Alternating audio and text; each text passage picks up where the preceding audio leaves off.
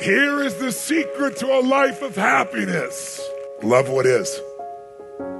Whatever life delivers, find a way to love it, even the unlovable, and your life will be magnificent. If you can find grace, as this man has today, as this woman have, within yourself from your worst experience,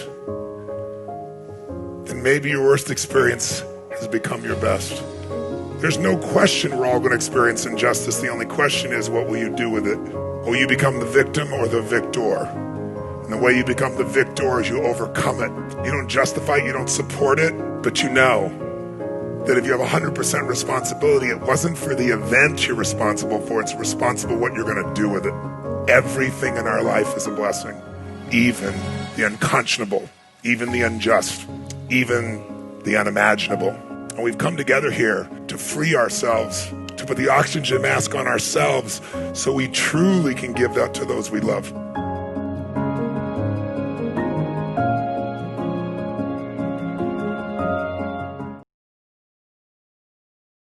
We are here at this pivotal moment when we need to declare that the idea that working 24/7 and burning out is the only way to succeed is a complete and utter delusion. The only reason people believe it is because this world has been designed by men and it is not working. So if I can just quietly speak to the women in the room, we need a third women's revolution.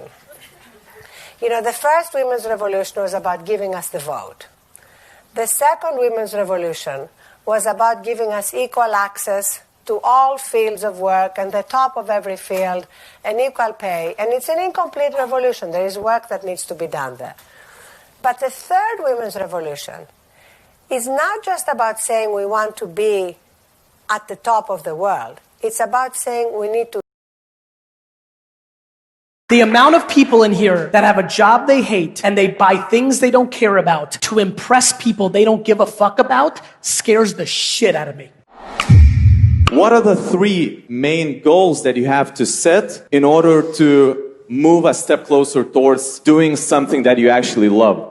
So it's a really interesting question. And as I was listening, and I hope people are paying attention, most people spend money on dumb things, which then forces them to do things they don't want. So step number one for most people in here, they should sell their home, take the money, and go rent.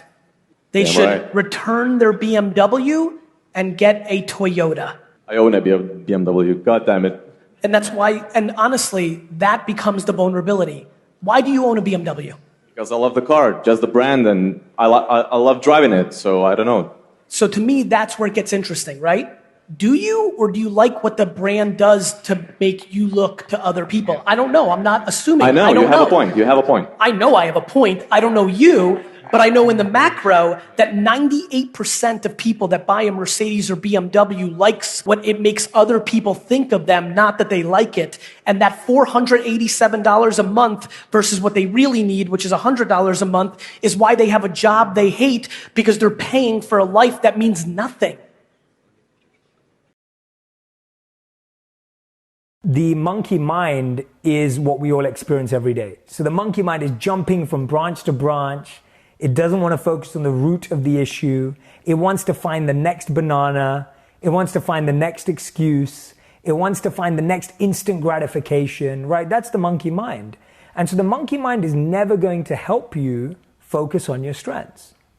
And the reason, going back to one of the earlier questions you asked, the reason why we struggle to find our passion is because the world has constantly pushed us away from our strengths.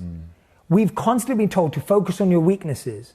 Oh, you've got 3 A's and a D, you should be working on that D. Let's get that up to an A, right? I remember in my school, they had this excruciating exercise where you'd be ranked 1 to 180. There were 180 students in my year group, and every subject, art, math, English, science, geography, history, you name it, you were ranked 1 to 180 in every subject based on your test results and scores. But the interesting thing was that my parents and my friends' parents would never look at what you came 1 or 2 or 3 in.